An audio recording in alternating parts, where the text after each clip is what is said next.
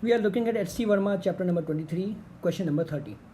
So the two steel rods and an aluminum rod of equal length L0 and equal cross-sectional area are joined rigidly at their ends as shown in the figure below. Okay, so the length of the rods is initially L. All the rods are in a state of zero tension at 0 degrees Celsius. Initial temperature is 0. Find the length of the system when the temperature is raised to the new temperature theta. So final temperature theta, initial temperature 0, change in temperature will be theta. Coefficient of linear expansion of aluminum and steel are alpha A, alpha S, and Young's modulus of aluminum is Ya, of steel is Ys. Okay. So let's say this diagram is of the original length. But now we look at the expansion of steel and aluminum separately. That is, if we had a single steel rod, what would be its expansion? And if we had a single aluminum rod, what would be its expansion? So let us say that this is steel, okay? And the expansion in steel under free condition will be, let's say, delta S steel. And this is the original length, L, correct?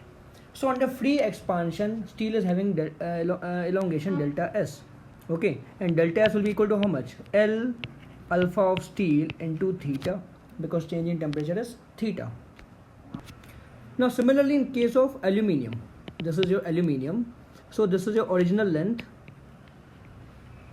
okay? And this is the new length of the aluminium. For diagram purpose, I have drawn it too much, but actually the elongation will not be so much. Okay, so this is delta L A, and this will be equal to L alpha A into theta. For diagram purpose, I have drawn the elongation to be so much, but actually the elongation is not so large. Okay. Now, because the three rods are connected to each other, so they should have same elongation. So here I have drawn the extra elongation for the composite rod, and this elongation will be more than that of steel but less than that of aluminium.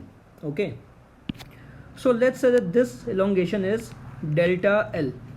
Okay, so what is the now in free expansion the steel would have elongation delta S, but because of the composite the steel has some extra elongation, correct? So what is the extra elongation in steel? So that will be equal to delta L minus delta LS. Okay. Similarly, the aluminium will not be able to expand as much as it can in free situation. So under free condition, aluminium can expand this much, but because of the composite, it's expanding only by delta L.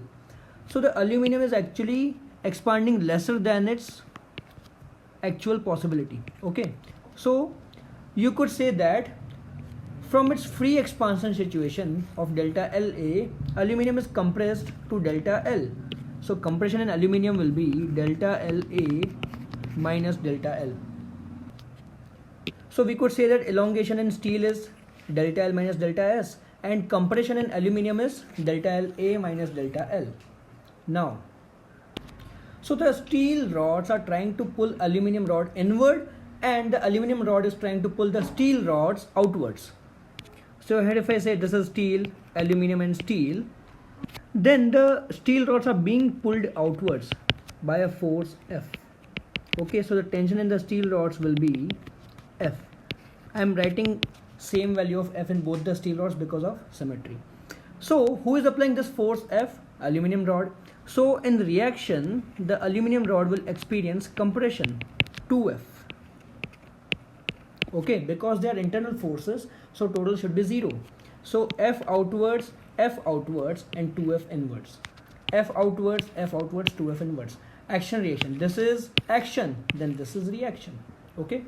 So the tension in steel rods will be F, and the compression in aluminum rod will be 2F.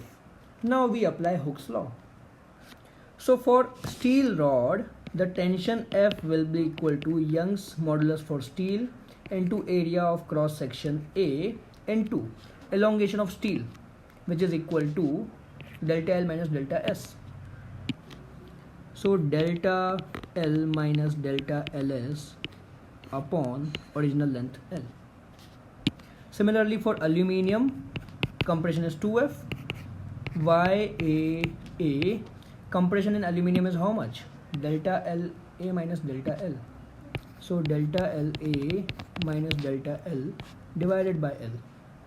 So from these two equations we eliminate F. Then what do we get?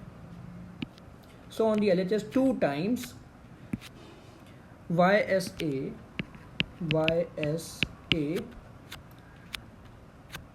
delta L minus delta L of steel divided by L equal to, see, what I have done, I have replaced this F with this formula, correct? So on the right side I just need to put this value, Y into A into delta L minus delta L by L. So Y of aluminium into A into delta L of aluminium minus delta L divided by L. So A by L will get cancelled out, and now we rearrange the equation such that we have delta L on one side. So delta L 2YA plus, I'm sorry, there's a typing error. This will be, here I have YS, okay? So 2, here also I need to do some correction. So 2YS plus Y aluminium equal to YA delta LA plus 2YS delta LS, okay? Then we just need to put the value of delta LA and delta LS. So delta LS will be L alpha S theta and delta L aluminium will be L alpha A theta. So delta L 2YS plus YA equal to YA delta L aluminium will be L alpha aluminium theta plus 2YS delta LS will be L alpha steel into theta. So we obtain delta L is equal to L theta YA alpha A plus 2YS alpha S divided by YA plus 2YS. So this is your answer. This is actually delta L. The question is asking the final length. Question is asking the final length of the system. So final length will be L plus delta L. So final length will be L plus delta L. Okay.